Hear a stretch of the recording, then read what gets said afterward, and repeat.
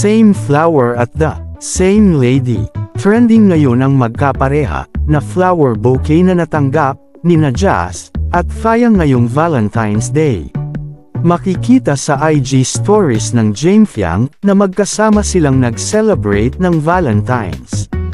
Ngunit, ang mas ikinagulat ng mga netizen at fans, ang magkaparehong bulaklak ang natanggap ng dalawang ito, na naging malapit din sa loob ng bahay ni Kuya, si Jasmine Helen. Usap-usapan ng ilan, na galing daw umano ito kay Jaime Ibarra, ngunit sabi naman ng ilan, ay galing lang daw kay Jazz. Binilhan niya ang sarili niya.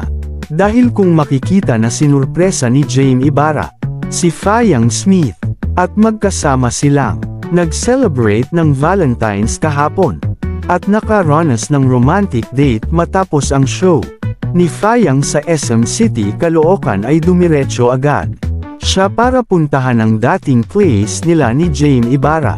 Komento naman ng netizen, ang alam ko galing kay JM, ang flower ni Fayang, di ko lang sure yung kay Jazz.